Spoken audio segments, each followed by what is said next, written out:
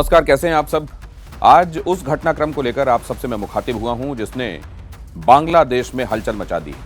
असल में आप इसको इस तरीके से भी कह सकते हैं कि एक बड़ी हलचल चली आ रही थी जिसकी परिणति आज वहां की प्रधानमंत्री शेख हसीना के इस्तीफे और उसके बाद देश को छोड़ने के रूप में सामने आई।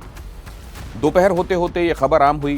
2:30 बजे के आसपास का वो वक्त था जब बंग भवन, वो जगह जो शेख हसीना के आधिकारिक आवास के तौर पर बांग्लादेश में निर्धारित है, देश की सबसे ज्यादा सुरक्षित जगहों में से एक, देश की सबसे ताकतवर प्रधानमंत्री मानी जाने वाली शेख हसीना जो 15 साल से कुर्सी पर काबिज थीं, उनके लिए हालात ऐसे बन गए कि उनको मुल्क छोड़ देना पड़ा। असल में ये हुआ क्यों? रविवार को अचानक फिर से लोग उग्र हुए, सड़कों पर आए और उनमें से बहुत सारे लोग जान से भी चले गए।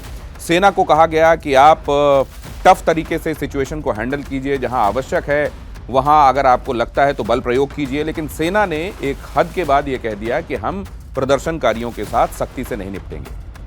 ये प्रदर्शनकारी कौन है? ये प्रदर्शनकारी असल में एक बड़ा समुदाय है लोगों का। लाखों लाख लोग इस विद्रोह में, विरोध में सामने आ गए और असल में इसकी भूमिका बनी एक छात्र आरक्षण से।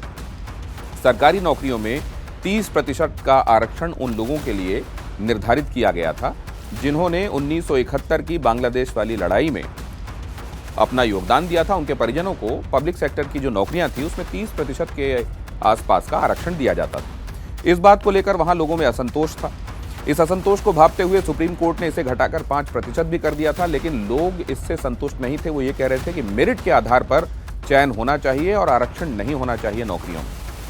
शेख हसीना भी इस बात को भांप रही थी कि धीरे धीरे ये मामला बड़ा बनता जा रहा है, लेकिन उन्हें ये अंदाजा नहीं था कि एक दिन ऐसा आ जाएगा कि लॉन्ग मार्च का आह्वान किया गया और उस लॉन्ग मार्च में कहा जाता है कि 17 करोड़ की कुल आबादी वाले बांग्लादेश के लाखों लाख लोग सड़कों पर उतर गए और उस जगह के लिए कूच कर दिया गया जो ढाका में मुख्य जगह शाहबाग मानी जाती है। पैदल, साइकिल से, जिसको जो साधन मिला उस तरीके से वो शाहबाग के लिए आगे बढ़ने लगा। और फिर उन जगहों तक भी ये भीड़ पहुंच गई जिसमें शेख हसीना का अपना घर, प्रधानमंत्री निवास भी है, जिसमें वहां के गृह मंत्री असदुज्जमान, उनका अपना धान मंडी का घर भी। और यहां पहुंचकर लोगों ने जबरदस्त तोड़फोड़ की। आपको कुछ वैसी ही तस्वीरें एक बार फिर से मस्तिष्क में रिकॉल हो गई होंगी जैसी श्रीलंका में जब वहां के राष्ट्रपति के घर में लोग दाखिल हो गए थे। उसके बाद कहीं कोई स्विमिंग पूल में दिखाई दे रहा था, कोई किचन में दिखाई दे रहा था, कोई बेडरूम में दिखाई दे रहा था। उसी तरीके की स्थितियां आज बांग्लादेश में थीं। लोग अंदर दाखिल हो गए प्रधानमंत्री के घर में, उनकी तस्वीरों को जहां पर वो लगी हुई थी वहां से हटाकर अलग किया जाने लगा। लोग, किसी को बकरी हाथ में आई प्रधानमंत्री आवास के भीतर कहीं बंधी हुई, किसी को बतख हाथ में आया, सूवेनियर की तरह कि हम विरोध प्रदर्शन में अंदर तक दाखिल हुए और हमने यहाँ से शेख हसीना को जाने के लिए मजबूर कर दिया। वहाँ की चीज़ें लोग लेकर अपने साथ जाना चाहते थे। कोई गद्दा, कोई रजाई अपने साथ लेकर निकल गया। वहाँ पर कोई बिस्तर में जुबिलिएशन की मुद्रा में विक्ट्री साइन के साथ दिखाई दिया। और ये सब इसलिए हुआ क्योंकि बहुत दिनों से वहाँ छात्र असंतोष पनपता जा रहा था। हालांकि इसका एक दूसरा पहलू ये भी है कि लोग कहते हैं कि पाकिस्तान का हाथ इस सब के पीछे है। और यही बात वकारुज्जमान, जो कि वहाँ के आर्मी के मुखिया हैं, उन्होंने जब शेख हसीना के देश छोड़ देने के बाद देश को संबोधित किया तो उनके इस एड्रेस में भी था जिसमें उन्होंने ISI को इस सब के लिए जिम्मेदार माना है। कहा यह भी जाता है कि वहां पर जो पाकिस्तान का हाई कमीशन है बांग्लादेश के भीतर, वो ऐसी जमात को वहां पर बढ़ावा दे रहा था जो प्रो पाकिस्तानी है और एंटी बांग्लादेश सेंटिमेंट के हैं। इसीलिए ये माना जाता है कि क्योंकि यहाँ पर लंबे समय से विरोध को और असंतोष को भड़काने और ज़्यादा उभारने का काम इन ताकतों की तरफ से किया जा रहा था। इन ताकतों के साथ शामिल हो गई थी वहाँ की विपक्षी पार्टियां भी, जिसमें BNP, बांग्लादेश नेशनलिस्ट पार्टी प्रमुख है खालिदा जिया की, उन्होंने भी इसको भड़काया। और एक तरीके से स्थितियां और तस्वीर ऐसी बनती गई कि शेख हसीना की पकड़ वहां की सरकार में धीरे धीरे कमजोर होती चली गई और 15 साल से सत्ता पर काबिज शेख हसीना के खिलाफ लोगों का गुस्सा इस कदर भड़क गया, बढ़ गया कि उनको अपनी जान की सलामती के लिए भारत का रुख करना पड़ा। बताया जाता है कि वहां से एक चॉपर के जरिए, अपने ही निवास में एक चॉपर के जरिए वो पहले भारत में दाखिल हुई और वहां से एक फ्लाइट के जरिए वो दिल्ली पहुंच रही हैं और यहां उनको पॉलिटिकल असाइलम दिया जाएगा। अब ये पॉलिटिकल असाइलम क्या होता है?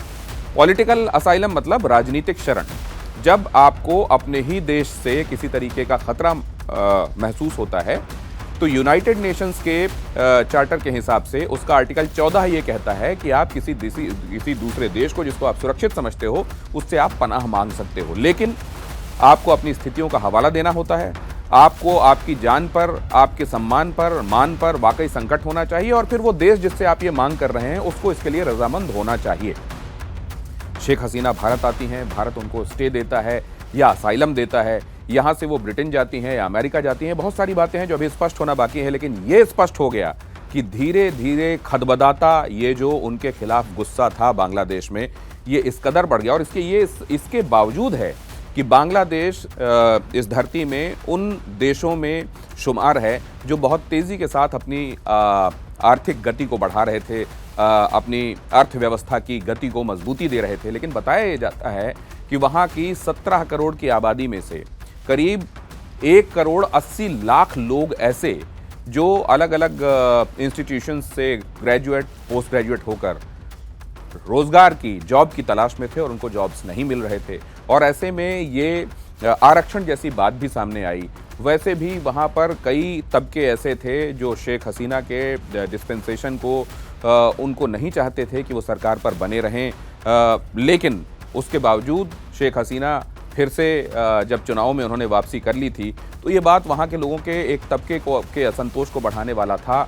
उसके साथ उनको वहाँ पर पाकिस्तान हाई कमीशन और कहा जाता है ISI का हाथ भी था उनको भड़काने में, बरगलाने में और धीरे धीरे इस गुस्से को जो सिमर कर रहा था उसको इस कदर बढ़ा देने में कि लोग इतने ज़्यादा उग्र हो गए कि उन्होंने सड़कों का रुख कर लिया।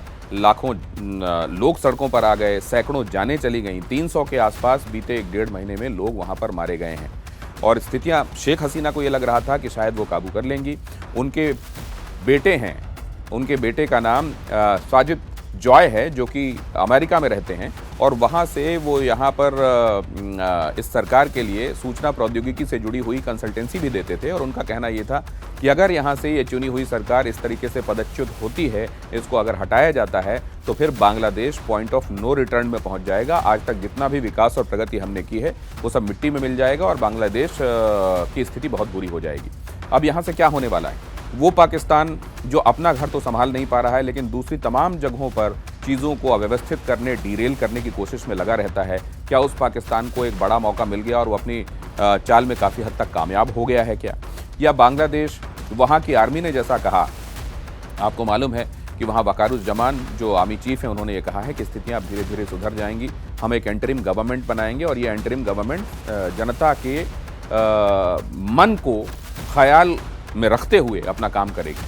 तो क्या ऐसी सरकार वाकई वहाँ वजूद में आ जाएगी और वो ऐसे काम करने लगेगी कि अर्थव्यवस्था भी पटरी से नहीं उतरे, वहाँ लोगों को जॉब और अलग अलग तरीके की अपॉर्चुनिटीज़ भी मिलने लगें और जो स्थितियाँ बनी चली आ रही थी वो शांत हो जाएं? क्या ऐसा होगा या असल में इन तमाम बातों का हवाला देकर वहाँ अराजकता वाली स्थिति निर्मित कर दी गई है और अब शेख हसीना के उस जगह से, पिक्चर से हट जाने के बाद स्थितियाँ और बुरी होने की तरफ आगे बढ़ जाएंगी? क्या होगा? ये बहुत इंपॉर्टेंट इसलिए है क्योंकि ये हमारा पड़ोसी देश है जिसके साथ हमारी सीमाएं लगती हैं। इसीलिए श्रीलंका भी हमारे लिए चिंता का विषय था तब जब हमने देखा था प्रेसिडेंट हाउस में लोगों को अंदर घुस जाते हुए, अराजकता की स्थिति का वहाँ निर्माण होते हुए, क्योंकि ये एक नेबर होने की हैसियत से हमारे लिए भी प्रत्यक्ष या परोक्ष रूप से प्रभावित करने वाली चीज़ें होती हैं। और बांग्लादेश में जब ये हो रहा है तो हमारे लिए निश्चित रूप से चिंता का कारण है क्योंकि हम पहले ही चाइना की तरफ से और इधर पाकिस्तान की तरफ से एक आप जानते हैं कि युद्ध वाली स्थिति में हमेशा ही रहते हैं। वैसे में इधर बांग्लादेश की तरफ से चुनौतियां क्या आने वाले दिनों में और बढ़ जाएंगी क्योंकि आप ये जानते हैं कि शेख हसीना को प्रो इंडिया माना जाता है, उनको इंडियन सेंटिमेंट्स के लिए जाना जाता है और इसीलिए वो जब वहाँ से निकली तो उनको इंडिया का रुख करते हुए भी हमने देखा। लेकिन अब आगे क्या होने वाला है? बांग्लादेश स्थिरता की तरफ जाएगा या बांग्लादेश और अस्थिर होगा? और अगर ऐसा होगा तो हिंदुस्तान के लिए ये स्थितियां कैसी होने वाली हैं? ये तमाम बातें हैं, इन पर हमारी निगाहें हैं, आपको वक्त वक्त पर अपडेट देते रहेंगे। कुल मिलाकर आपको ये इन्फॉर्मेशन अभी तक कैसी लगी? कोई और इन्फॉर्मेशन जो इसके संदर्भ में आप जानना चाहते हैं, कमेंट्स में अपनी प्रतिक्रियाएं ज़रूर दीजिएगा। नमस्कार।